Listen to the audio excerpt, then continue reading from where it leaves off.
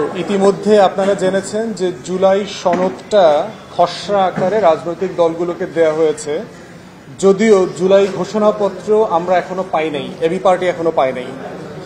আমরা যতটুকু জেনেছি যে বড় 3টা দলকে দেয়া হয়েছে ঘোষণাপত্র, বাকিদেরকে এখনো এটা খসড়াটা শেয়ার করা হয়নি। তো সনদের যেই খসড়াটা আসছে, এই খসড়াটাতে কি কি বিষয় অন্তর্ভুক্ত হবে এইটা এখন কমিশন ফাইনাল করবার জন্য চেষ্টা করছে। এই জন্য আজকে 3-4টা বিষয় এজেন্ডাভুক্ত করা হয়েছে। যদি রাজনৈতিক দলগুলো মোটামুটি একমত হতে পারে তাহলে সনদে কি কি বিষয় লেখা থাকবে টপিক আকারে সংস্কারের, সেই জায়গাগুলোর ব্যাপারে চূড়ান্ত করা সম্ভব হতে পারে। তো সেটাকে সামনে রেখে আজকে আপনার আলোচনাটা বিকেলে যেটা শুরু হয়েছে নারীদের প্রতিনিধিত্ব নিয়ে। সাধারণত হাউজের আপনার নারী প্রতিনিধিত্ব 50 থেকে 100 করা, অথবা 1-2 জন বলেছে 50-এ রাখা, এই ব্যাপারে মোটা দাগে একমত আছে। যেখানে আটকে গেছে সেটা হচ্ছে যে এই 100 নারী সদস্য কিভাবে নির্বাচিত হবেন।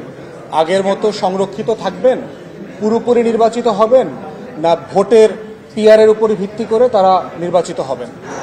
আর দ্বিতীয় আর একটা প্রস্তাবনা আসছে যে রাজনৈতিক দলগুলোকে ন্যূনতম একটা শতাংশ সরাসরি নারী নির্বাচনের জন্য বাধ্য করা যায় কিনা, সেটা 5% দিয়ে শুরু হতে পারে এবং প্রত্যেক সংসদে সেটা আরও 5% করে করে বাড়বে, যেটা একসময় 100 জন নারী নির্বাচিত হয়ে আসার মতো অবস্থা তৈরি হবে। তখন সংরক্ষিত আসনের প্রস্তাবনাটা সংবিধান থেকে বাতিল করা হবে।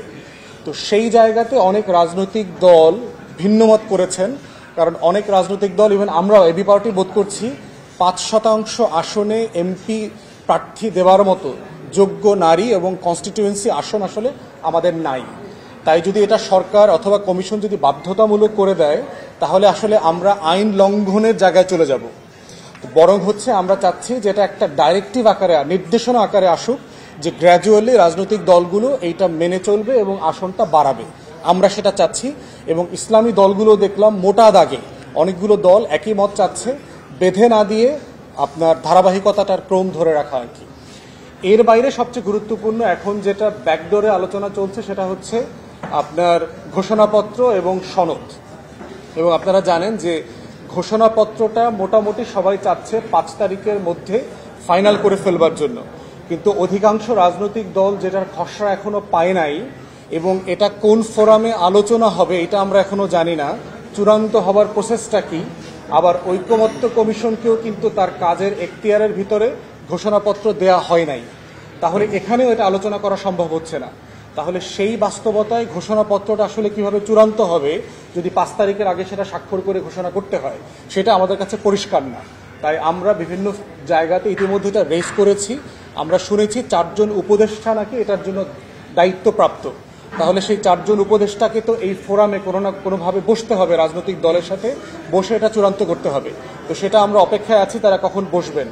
অথবা আমরা বোধ করছি যদি প্রধান উপদেষ্টা মনে করেন এই কমিশনের কার্যপরিধিকে সংশোধন করে ঘোষণাপত্রের আলোচনাটাও তারা করতে পারবেন, এই মর্মে একটা প্রজ্ঞাপন নতুন করে জারি করা যেতে পারে, যেখানে যেই 4 জন উপদেষ্টা এটার দায়িত্বে ছিলেন তারাও এই মিটিংয়ে অংশগ্রহণ করবেন। সেইটা অনেক সহজ হতে পারে। সেক্ষেত্রে কমিশনের যারা সদস্য আছেন তারা বিবেচনা করবেন তারা এটা করতে পারেন কিনা, কারণ এটা খুব জরুরি। সনদের আলোচনাটা একটু পিছিয়ে যেতে পারে, 7 দিন 10 দিন হতে পারে, কারণ এই কমিশনের মেয়াদ আছে 15 তারিখ পর্যন্ত। সেক্ষেত্রে এই আলোচনাটা 5-7 দিন পিছিয়ে গেলেও আমরা খুব বেশি পিছিয়ে যাব না, কিন্তু ঘোষণাপত্রটা একমত হওয়াটা খুব জরুরি হয়ে গেছে। আর একটা হচ্ছে যেটা সবচেয়ে বড় আলোচনা এখন, সনদের স্ট্যাটাস কি হবে।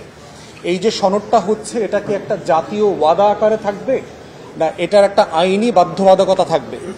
এই বাধ্যবাধকতার জায়গাটা কবে থেকে কার্যকর হবে, যেই কাজগুলো এখন থেকে কার্যকর করা সম্ভব সেগুলো কি এখন থেকে হবে, না সবকিছুই আগামী সংসদে রেফার করা হবে। এবি পার্টি মনে করে যে যেই কমিশন গঠিত হয়েছে গণ অভ্যুত্থানের পরবর্তী বাস্তবতায়, সেই কমিশনের যারা ঐক্যমত করেছেন রাজনৈতিক দলগুলো, তাদের এখতিয়ার থাকতে হবে এটার বাস্তবায়নের ব্যাপারে সিদ্ধান্ত নেবার।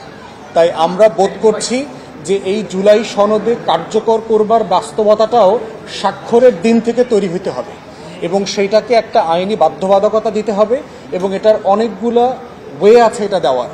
এবং আজকে এরা যেহেতু হাউসে উঠেছে, আমরা দেখতে পাচ্ছি যে কমিশন অলরেডি বলেছে যে এজেন্ডাভুক্ত একটা আলোচনা হবে যে সনদের মানে স্ট্যাটাসটা কি হবে, এটা কবে থেকে এনফোর্স হবে এবং এটার সাংবিধানিক স্ট্যাটাসটা কবে থেকে বাস্তবায়িত হবে।